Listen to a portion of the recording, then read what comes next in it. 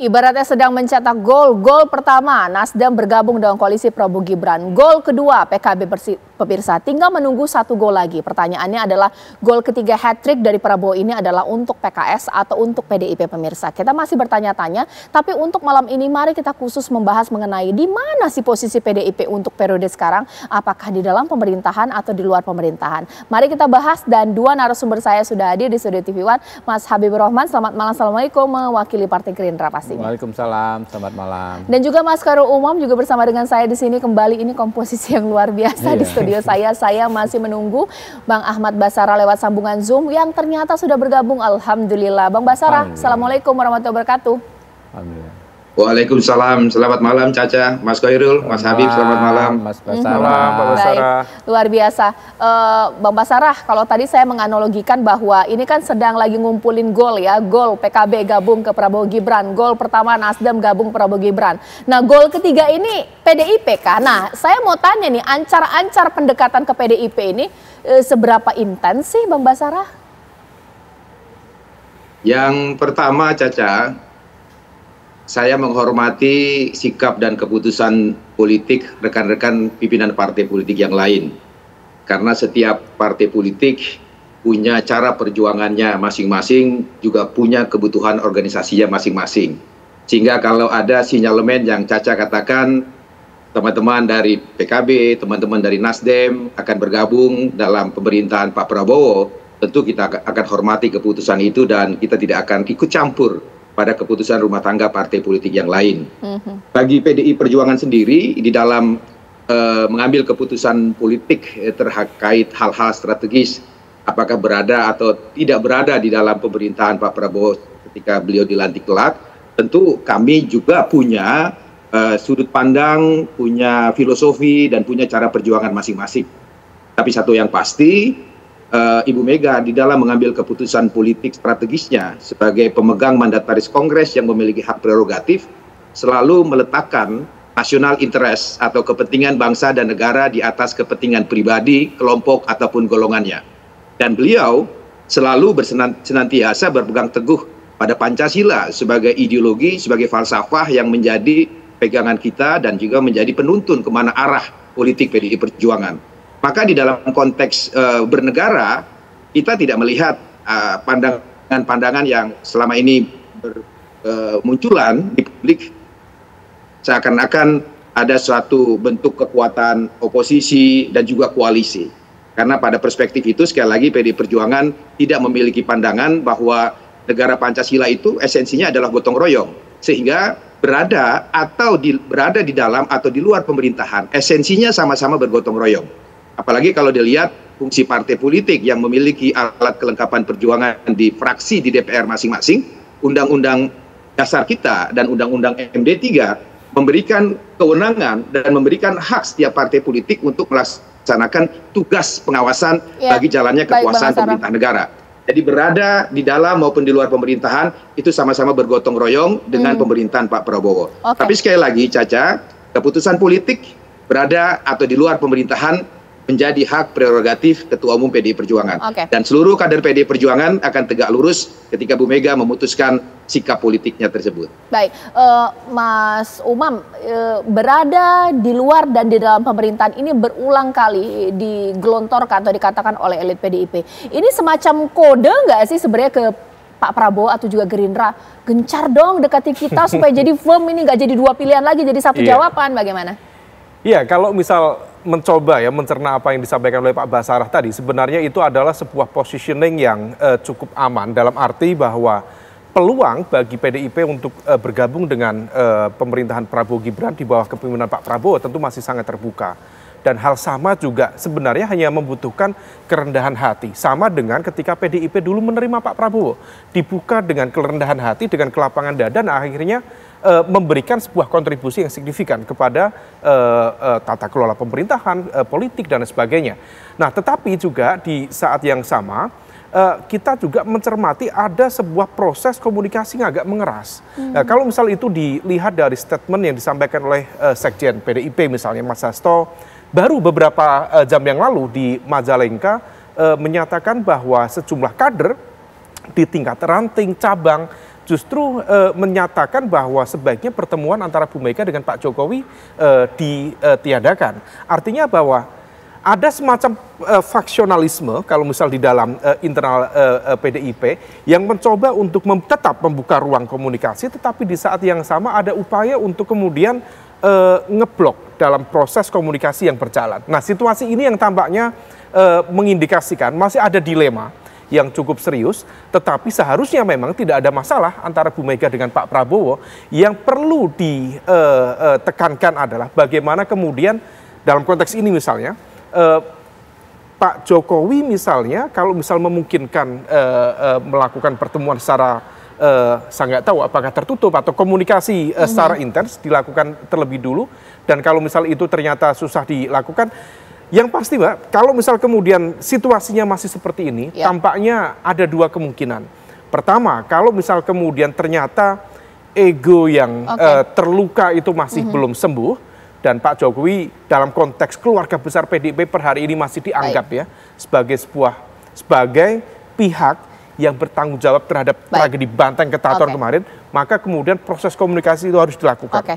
Tapi kalau misal sebaliknya, itu belum bisa dilakukan, maka bisa saja alternatif yang lain, bisa saja kedekatan dengan Pak Prabowo dijadikan sebagai alat politik untuk menggebuk balik Pak Jokowi. Mas Habib, lebaran pertama loh kita dialogkan ini kalau tidak salah. Ini kapan kemudian Pak Prabowo bertemu dengan Ibu Mega halal bil halal. Sampai dengan hari ini jangankan bertemu, malah ketemu dengan partai lain ini. Kenapa sih Mas Habib? Ya, saya pikir tentu kuncinya ada di Ibu Mega ya.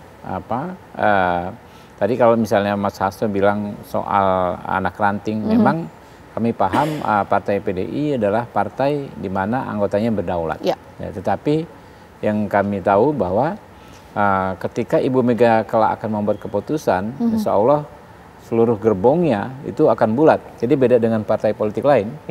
Di PDI ini ada faktor yang sangat bisa menentukan, yaitu Ibu Megawati.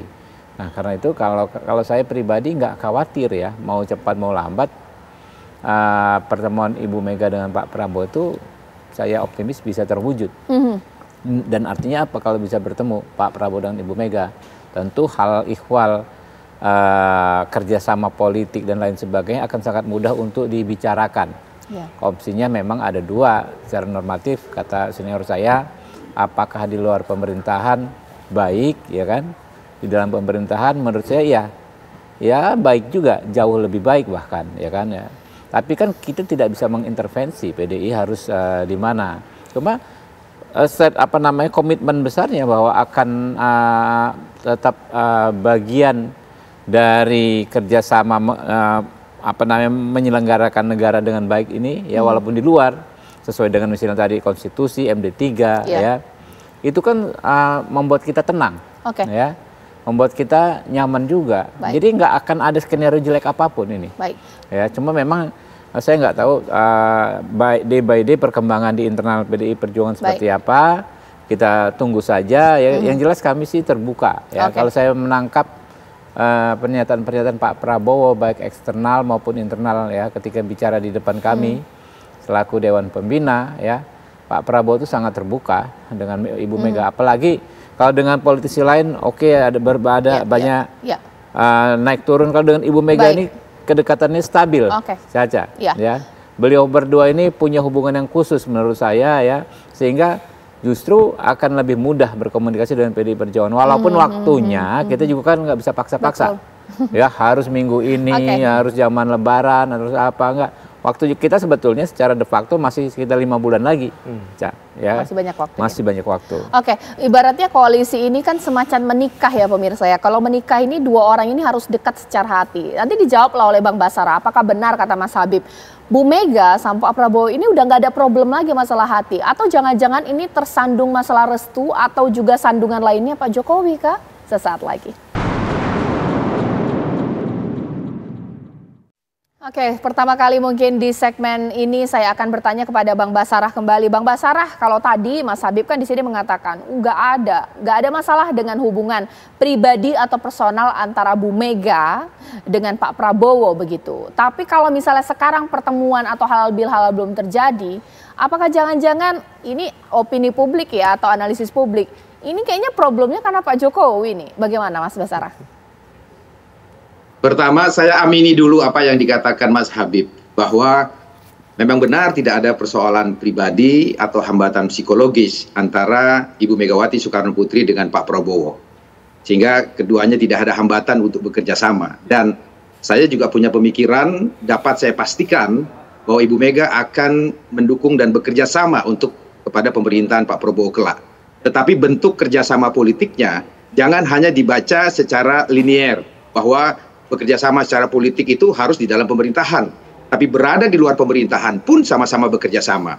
Jangan lupa Caca, bahwa pada tanggal 20 Oktober 2024 yang akan datang, Pak Prabowo akan bersumpah di depan lembaga yang kami pimpin, yaitu di Majelis Permusyawaratan Rakyat Republik Indonesia. Dalam sumpahnya itu, Pak Prabowo akan berjanji untuk menjalankan Pancasila dan Undang-Undang Dasar 1945 dan juga peraturan perundang-undang lainnya dengan seluruh-seluruhnya dan seadil-adilnya, serta berbakti kepada bangsa dan negara. Tapi jangan lupa, watak kekuasaan itu cenderung korup. Seperti apa yang dikatakan oleh Lord Acton, bahwa the power tends to corrupt, the absolute power tends to corrupt absolutely. Maka agar pemerintahan Pak Prabowo ini tetap istiqomah di jalan apa yang beliau sumpah pada tanggal 20 Oktober yang akan datang, tentu perlu ada pihak-pihak yang mengawasi jalannya kekuasaan pemerintahan itu sendiri. Dan itu juga artinya bekerja sama. Tapi sekali lagi dengan satu catatan bahwa keputusan strategis itu berada di tangan Ibu Megawati Soekarno Putri.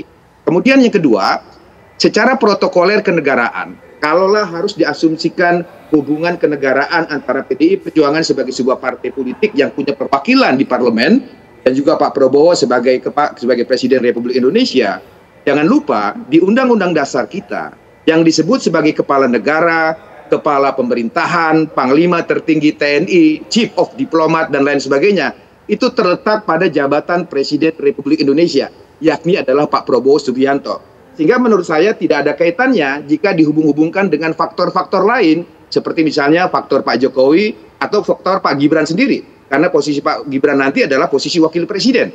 Tapi selama Pak Prabowo masih menjabat sebagai presiden, ialah kepala negara, kepala pemerintahan, chief of diplomat, kepala panglima tertinggi TNI dan lain sebagainya. Jadi saya kira Caca, ini urusan yang terkait dengan hubungan kenegaraan PDI Perjuangan yang dipimpin oleh Ibu Megawati Soekarno Putri dengan Pak Prabowo. Perihal soal pertemuannya, saya kira ini tinggal soal masalah waktu yang akan dilakukan antara Bu Mega dan Pak Prabowo, karena memang pada prinsipnya tidak ada hambatan psikologis antara Ibu Megawati Soekarno Putri dan Pak Prabowo.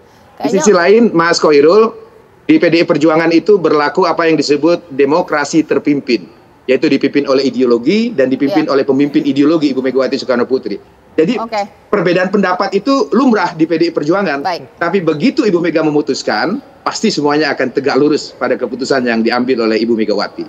Begitu Caca. Ya, sebelum saya ke Mas Habib, saya minta analisisnya dulu Mas Umam. Kita tahu ya, ini ada dua keyword yang saya catat, bahwa yang presiden ini Pak Prabowo. Ini bisakah kemudian menjadi angin segar bahwa kalaupun ada masalah Pak Jokowi, tetap yang dipegang yang presiden Pak Prabowo. Tapi juga ada catatan pemerintahan yang korup. Nah, ini seakan-akan kayak sebentar dulu nih, masih ada catatan, masih ada mengganjal di hati. Mas Umam seperti apa? Ya, saya menikmati betul tadi penjelasan dari Pak Basarah. Tapi memang penjelasan Pak Basarah sebenarnya memberikan ruang bagi proses negosiasi, kompromi dalam komunikasi ke depan. Tadi saya ingin menyampaikan bahwa memang tidak ada barrier atau resistensi yang cukup memadai antara hubungan Pak Prabowo dengan Bu Mega. Personal dan secara personal dan juga secara keorganisasian. Memang tidak ada masalah.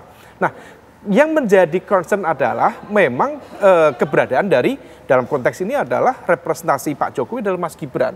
Diakui atau tidak proses dinamika politik kemarin di 2024, salah satu yang menjadi sumber center of gravity dalam konteks kontroversi memang adalah Mas Gibran yang dianggap tidak sesuai dengan ADART, bahkan melampaui atau offset atau bahasa Pak Bambang Pacul itu kemajuan misalnya dari apa yang digariskan oleh DPP di PDIP. Oleh karena itu kalau misal kembali merujuk pada statement Pak Basarah tadi, maka kemudian potensi diplomasi antara Bu Mega dengan Pak Prabowo akan tetap hidup. Momentumnya terus dicari. Nah, kemungkinannya ada dua. Kalau misal kemudian itu bisa dilakukan, maka kemudian PDIP bisa saja tadi menggunakan kedekatan dengan Pak Prabowo yang dianggap sebagai pemegang kekuasaan tertinggi untuk melakukan serangan balik kepada Pak Jokowi dan lingkarannya. Atau sebaliknya, kalau misal Pak Prabowo mampu memainkan peran sebagai diplomat dalam konteks proses rekonsiliasi atau resolusi konflik yang efektif, bisa saja Pak Prabowo membangun atau sebuah menemukan sebuah momentum untuk mempertemukan antara Pak Jokowi dengan Bu Mega. Nah, ini bergantung pada dinamika, tapi dua kemungkinan itu tampaknya masih akan bergantung pada lingkaran terdekat Bu Mega untuk bisa meyakinkan Bu Mega mana yang sekiranya diambil sebagai sebuah keputusan tertinggi di PDIP. Sederhananya begini Mas Habib, saya mau tebak-tebak langsung saja, namanya orang Sumatera ya. Mungkin PDIP mau bergabung kepada Pak Prabowo jika memang hanya dengan Pak Prabowo tapi tidak ada kemudian hubungan relasi dengan Pak Jokowi. Jadi antara kita sajalah. Tapi saya tidak tahu mengenai Gibran, bagaimanapun juga Gibran ini menjadi wapres ya. Seperti apa? Mau nggak dengan tawaran seperti itu? Jadi kita bicara substansi ya Mbak Caca. Kalau kita bicara substansi, kita kesampingkan hal ihwal prosedural. Tapi secara substansi ini Pak Prabowo adalah orang yang paling bisa berdamai dengan siapapun dan paling jago mendamaikan pihak yang bersengketa dimanapun. Karena beliau sadar bahwa walaupun ada sempat ada konflik, ada dinamika, pada intinya hati pimpinan-pimpinan kita ini sama, merah putih. Saya ingat banget Pak Umam, 2014 sebetulnya PKS dengan Demokrat itu nggak terlalu akrab, ingat nggak? Karena sebelumnya kan PKS mengkritisi pemerintahannya Demokrat. Waktu itu ya kan ya. Si dua partai ini kan bisa bergabung bersama-sama mendukung Pak Prabowo dalam satu koalisi yang kompak. Jadi Pak Prabowo ini banyak mendamaikan pihak-pihak yang tadinya bersengketa. Di Gerindra itu, Mbak Caca, banyak orang-orang pihak-pihak yang dahulu saling berseteru. Misalnya aktivis pro-demokrasi, kemudian juga ada aktivis, mantan separatis lah, yang disebut separatis yang Orde Baru. Pimpinan-pimpinan GAM ya. Misalnya berseteru dengan kelompok lain, tapi di Gerindra bersatu. Ada kami nih aktivis ya Habibur Rahman dan kawan-kawan ya kan. Ada juga mantan-mantan Kopassus ya yang dulu kita kejar-kejaran dulu. Tapi di bawah Pak Prabowo ya kan yang bisa dikomunikasikan dengan baik sehingga kita bersatu. Itu yang ekstrem-ekstrem itu Mbak perbedaannya Mbak. Tapi kalau antar para pimpinan politik menurut saya tidak terlalu ekstrem perbedaannya ya. Bagaimanapun mereka pernah punya kesamaan yang banyak sekali, Pak Jokowi dengan kawan-kawan PDIP lainnya. Sehingga dengan skillnya Pak Prabowo, kemampuan Pak Prabowo ya, dia ini salah satu ahli komunikasi terbaik menurut saya. Yang bisa memanage banyak orang berbeda-beda pendapat, bisa dalam satu tim yang kuat. Nah inilah posisi kita sekarang, Pak Prabowo sebagai pemimpin tertinggi di Republik ini saya yakin akan bisa mendamaikan pihak-pihak tersebut. Karena apa? Karena kepentingannya kita bukan melihat ke belakang. Kepentingan kita melihat ke depan ya, dan bukan hanya diri kita sendiri ya kan, tetapi kepentingan bangsa secara keseluruhan. Dan Pak Prabowo maupun kami juga yakin pimpinan-pimpinan kita pada akhirnya ke situ gitu loh pendapatnya. Boleh juga nih Bang Basarah ditanggapi ya. Bang Basarah, apakah jangan-jangan yang jadi hambatan kenapa tidak bertemu ini karena Pak Prabowo mau bos paket juga ini? Kalau bertemu seakan-akan juga ingin mendamaikan dengan Pak Jokowi. Nah, apakah kemudian Bu Mega mau ini Bang Basarah? Saya kira kita harus bedakan ya, Caca, antara urusan kenegaraan dan urusan domestik PDI Perjuangan. Kalau urusan kenegaraan tadi sudah saya sampaikan, bahwa sebagai partai politik yang menjunjung prinsip negara, demokrasi, dan hukum, maka ketika Pak Prabowo diputuskan oleh Mahkamah Konstitusi kemarin sebagai tahapan akhir untuk menentukan siapa calon presiden dan wakil presiden, kita siap untuk mengikuti prosesi pelantikan Pak Prabowo sebagai presiden di 20 Oktober yang akan datang. Itu satu hal. Tapi sisi lain, di dalam konteks apakah hubungan kerjasama itu akan dilakukan atau tidak, masih ada etape politik berikutnya yang akan kita lalui.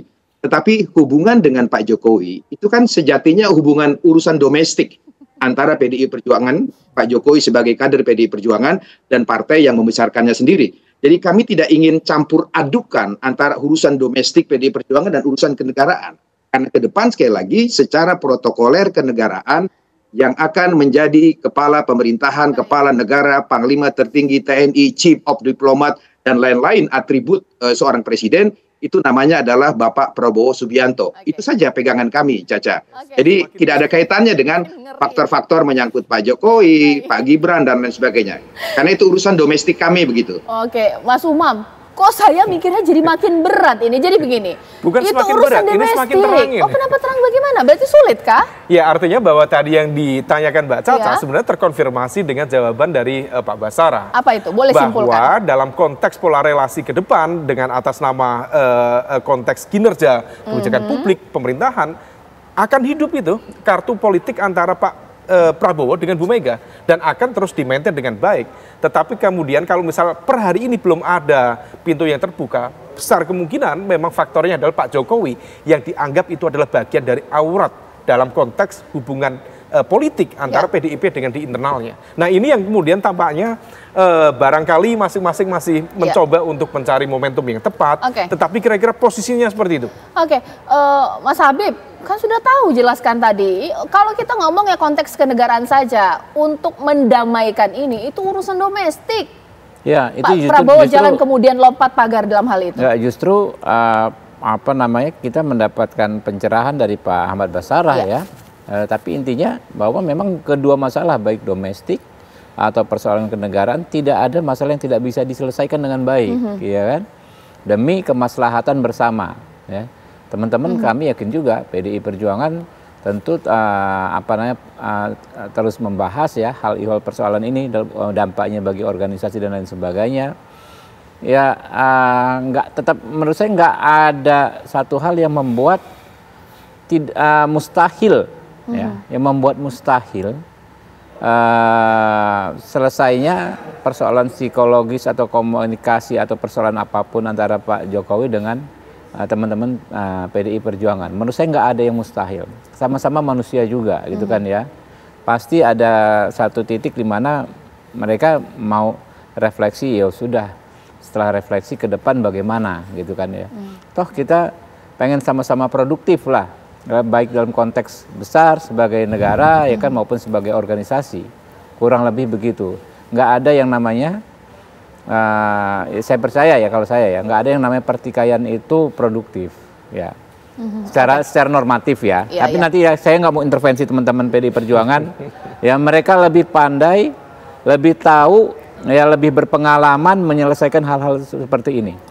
Oke. Intinya adalah bahwa sebenarnya apakah jangan-jangan perlu ada dorongan internal ini untuk melihat bahwa ayolah lihat manfaatnya untuk 5 tahun ke depan untuk PDIP ya, agar menjadi partai yang produktif, dan difikirkan juga jikalau memang kemudian ibaratnya seserahannya ini bagus, PDIP kemudian bisa berpikir ulang entah tanpa atau dengan iming-iming mendamaikan dengan Pak Jokowi, ataukah memang deal bahwa bersama dengan Pak Jokowi mendamaikan antara Bu Mega dan Pak Jokowi menjadi pilihan yang memang tidak bisa ditolak lagi untuk PDIP kalau mau bergabung sesaat lagi. Ya, kembali apa kabarnya Syah Malam, supaya saya nggak salah menyimpulkan apa yang dikatakan oleh Mas Habib di sini, tolong dong dianalisis apa sih maksudnya. Semoga nggak offside ya barusan. Iya, takut saya. Ibaratnya produktif yang normatif. Saya bingung cari kata-kata itu artinya apa. Ini bagaimana? Yang penting nggak offside ya. Boleh Mas Umam. Yaitu ekspresi kecerdasan Bang Habib untuk mengeliminasi supaya tidak offside ya. Apa sih sebenarnya maksudnya? Iya, sebenarnya kalau misal dari sudut pandang teman-teman di PDIP, tampaknya teman-teman Gerindra tampaknya mencoba tetap membuka ruang komunikasi yang produktif tadi, produktif dan normatif dengan PDIP, meskipun tampaknya sama-sama paham bahwa ganjalan itu terletak pada keberadaan dari Mas Gibran yang dianggap sebagai representasi dari kekuatan politik Pak Jokowi. Nah, diakui atau tidak, memang center of gravity dalam proses dinamika politik kemarin ada di situ. Nah, adapun kemudian terkait dengan tadi ya, rasanya sudah diamankan dengan cara mengembalikan lagi. PDIP adalah partai besar, tahu mana yang benar, mana yang tidak, dan dalam konteks politik yang produktif tentu bisa meletakkan pada basis yang memadai. Tapi sekali lagi, dengan kekuatan yang signifikan, 109 kursi Mbak di parlemen, apapun posisi PDIP, diakui atau tidak, meminjam istilah Bang Habib, tetap akan selalu produktif. Dalam konteks pemerintahan, kalau misal masuk di pemerintahan. Tapi puasa loh 5 tahun. Iya, artinya kalau misal kemudian kontribusinya akan sangat signifikan. Termasuk di luar. Di luar itu artinya kalau misal kemudian PDIP berada di luar, maka praktis kekuatan politik oposisi akan jauh lebih kuat. Dan itu akan memaksa ya dalam tanda kutip pemerintahan baru untuk berinovasi dalam konteks kebijakan publik dan kemudian menghadirkan alternatif-alternatif kebijakan yang barangkali tidak akan hadir kalau oposisinya lemah. Kira-kira demikian. Bang Basara, kita tahu bahwa di luar atau di dalam pemerintahan tidak masalah untuk partai sebesar dan sesolid PDIP. Tapi secara realistis bahwa 5 tahun loh ini puasa. Kan kita tahu bahwa partai yang produktif ini pasti juga yang terbaik untuk partai secara organisasi. Mungkin dipikir secara realistis ini Mas Basara seperti apa? Kalau soal puasa, Caca, kita sudah pernah puasa 10 tahun. Dan manfaat dari puasa itu, PDI Perjuangan kemudian menang pemilu presiden dan menang pemilu legislatif. Jadi bagi kami bukan hitung-hitungan pragmatis. Maka oleh karena itu kalau kita kembali kepada konteks diskusi kita, hubungan PDI Perjuangan dengan Pak Prabowo, sekali lagi saya tegaskan, kalau sifatnya hubungan pribadi, Bu Mega dan Pak Prabowo tidak ada masalah. Tapi kalau sifatnya terkait dengan hubungan kenegaraan, Pak Prabowo sebagai Presiden Republik Indonesia per 20 Oktober yang akan datang, bagi PDI Perjuangan, kita tegak lurus pada prinsip negara hukum demokrasi. Ya, Presiden Republik Indonesia 20 Oktober itu adalah Bapak Prabowo Subianto. Lalu bagaimana kita bekerja sama? Tolong kita pahami desain konstitusi dan undang-undang MD3 kita. Salah satu fungsi DPR itu adalah fungsi pengawasan, mengawasi jalannya kekuasaan pemerintahan nasional. Itu pun harus dibaca sebagai satu bentuk gotong royong. Meskipun sekali lagi konkretisasi dari bentuk kerjasama dan gotong royong itu ada di tangan Ketua Umum PDI Perjuangan. Saya kira pada titik itu nanti kita lihat bagaimana dinamika politiknya.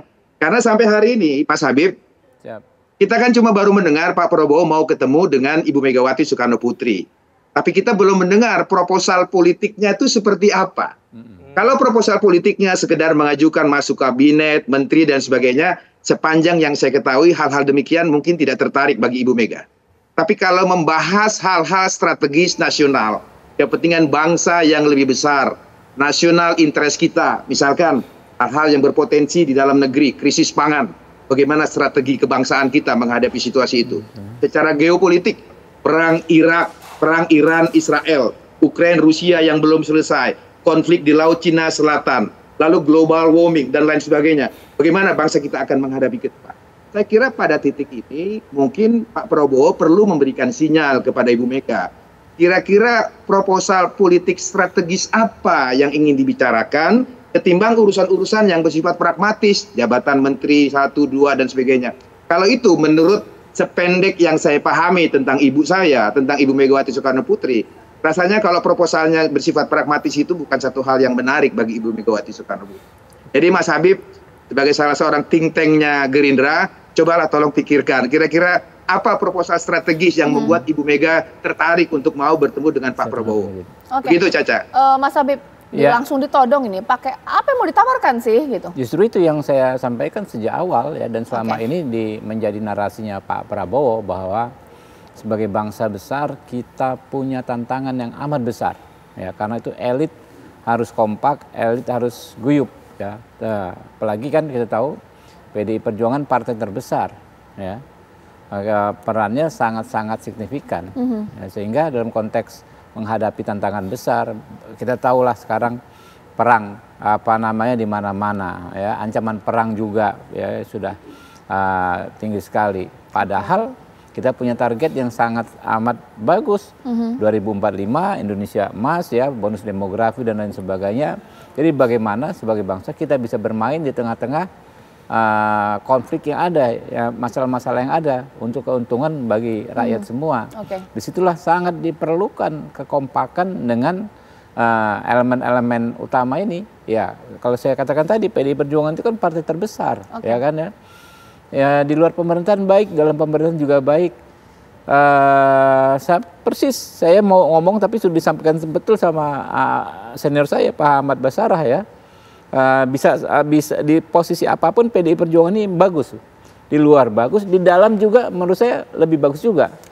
Ya, jadi nggak ini apa namanya, Kita ini bicara hal yang baik dengan yang baik juga, membandingkannya gitu. Nah, tinggal nanti kita tunggu sama-sama. Saya juga kan tidak bisa update day by day apa yang disampaikan Pak Prabowo ya. Baik. Tapi secara umum yang beliau sampaikan kepada kami, kita harus merangkul semua gitu kan ya. Terutama ya tentu yang apa namanya yang kayak teman-teman PDI Perjuangan ini ya. Yang memang posisinya cukup signifikan dalam perpolitikan kita. Oke, kalau tawaran seperti itu, Bang Basarah bisa masuk ke dalam apa ya logika berpikir dari PDIP tidak? Ini untuk kepentingan bangsa Indonesia secara global juga ya, kita harus bersatu di dalam dan kurang tampaknya kalau tanpa PDIP. Dan kita, Caca. Kalau kita bicara tentang kebutuhan bangsa Indonesia, yang kita butuhkan saat ini adalah normalisasi kehidupan kita berdemokrasi. Salah satu syarat negara demokrasi berjalan itu adalah adanya checks and balances. Checks and balances ini penting agar tesis yang dikatakan oleh Lord Acton itu tidak terjadi. The power tend to corrupt, the absolute power tends to corrupt absolutely. Nah, agar tidak terjadi kekuasaan yang absolut, maka perlu ada checks and balances. Itu kalau kita mau menjawab apa kebutuhan bangsa ini. PDI Perjuangan akan membantu Pak Prabowo agar sumpahnya tanggal 20 Oktober 2024 yang akan datang untuk menjalankan setia dan menjalankan Pancasila, Undang-Undang Dasar NRI 45, peraturan perundang-undangan seluruh seadil-adilnya, maka kita harus bantu dengan cara melakukan pengawasan yang efektif. Itu kalau kita bicara kebutuhan bangsa. Tapi sekali lagi, seperti yang Mas Habib katakan, berada di dalam dan di luar pemerintahan sama-sama mulia, sama-sama konstitusional, dan sama-sama ingin membangun bangsa. Apakah ini akan berada pada posisi yang mana? Kita lihat dinamika politik sampai tanggal 20 Oktober yang akan datang. Kan Pak Prabowo baru menjadi Presiden Republik Indonesia setelah tanggal 20 Oktober 2024 yang akan datang. Di sana nanti kita lihat bagaimana dinamika politik yang akan terjadi, khususnya di internal PDI Perjuangan, 25 sampai 26 Mei nanti. Kita akan melaksanakan rapat pekerja nasional. Itulah Bu Mega, sekalipun beliau memegang hak prerogatif, tapi Bu Mega akan mendengar pandangan-pandangan, aspirasi, dan usulan struktural partai di daerah. Baru kemudian beliau akan mengambil keputusan politik tentang apakah akan berada di dalam atau di luar pemerintahan. Apa sih Mas Umam bisa baca bahwa ini bisa dikatakan momentum untuk berpikir masuk atau tidak dalam koalisi ini setelah Pak Prabowo dilantik? Itu artinya Pak Jokowi tidak presiden lagi. Iya. Saya pikir sekali lagi statement dari Mas Basarah saya pikir cukup semakin clear ya untuk mencerna. Dalil atau diktum tentang absolute power corrupt absolutely yang disampaikan oleh Acton itu sebenarnya itu berkali-kali disampaikan dalam konteks upaya untuk memberikan sentilan pada pemerintahan Pak Jokowi. Maka kemudian tadi argumen yang disampaikan adalah konteks normalisasi demokrasi. Konteks normalisasi demokrasi kalau misal kita baca dalam proses dinamika politik 2024, sebenarnya itu yang menjadi concern dari PDIP, dari keluarga besar PDIP, dari Bu Mega yang berkali-kali dalam sejumlah kesempatan, dan itulah yang disampaikan terkait dengan kekuasaan yang semakin tersentralisasi dan sebagainya. Nah, maka kalau misal kemudian diletakkan pada basis pemahaman seperti itu, dan kemudian tadi dalam konteks momentum di 20 Oktober 2024, maka tampaknya kalaupun PDIP akhirnya masuk di pemerintahan, tampaknya betul-betul akan menunggu momentum di mana Pak Jokowi selesai, dan disitulah kemudian proses negosiasi antara PDIP dengan Pak Prabowo sebagai pemegang kekuasaan tertinggi akan dilakukan.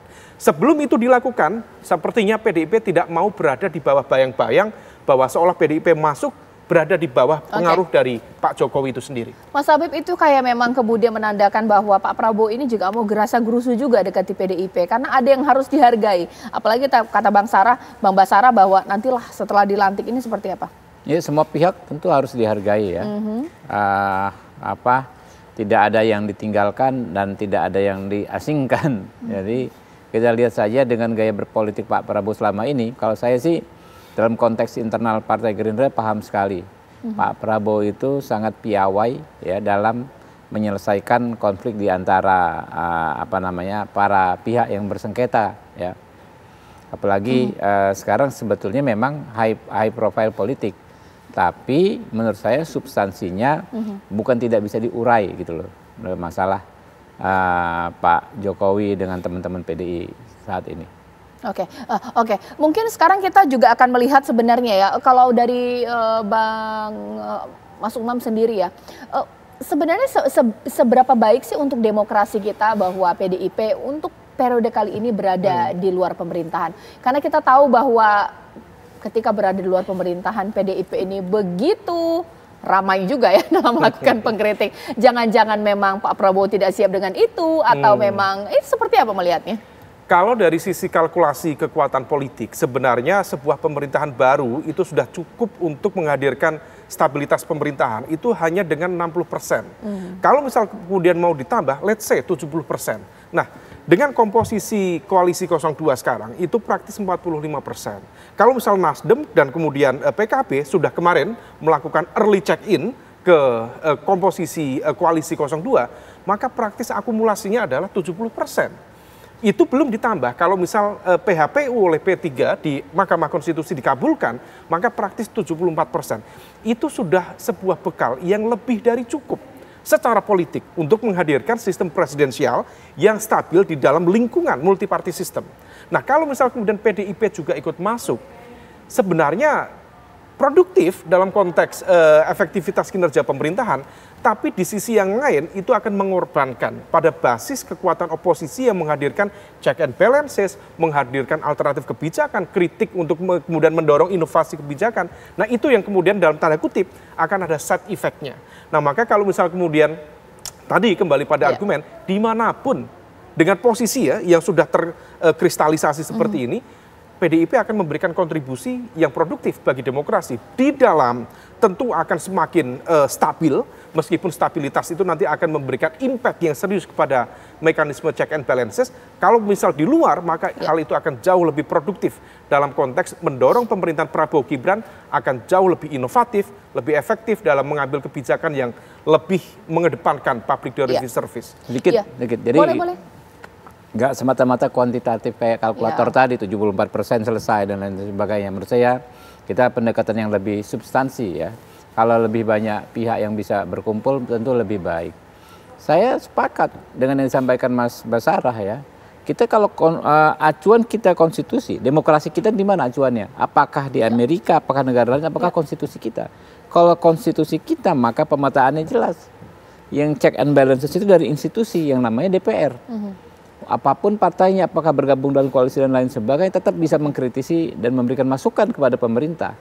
Nah, itu yang memang kita ini kan sedang berproses. 4 kali pemilu harus ada kemajuan signifikan bagi kita untuk menemukan pola atau cara kita berdemokrasi sendiri yang paling efektif yang mana. Kita jangan serta-merta ya kan memaksakan mencangkokkan praktek-praktek politik yang mungkin di luar seolah-olah bisa begitu saja kita terapkan di sini.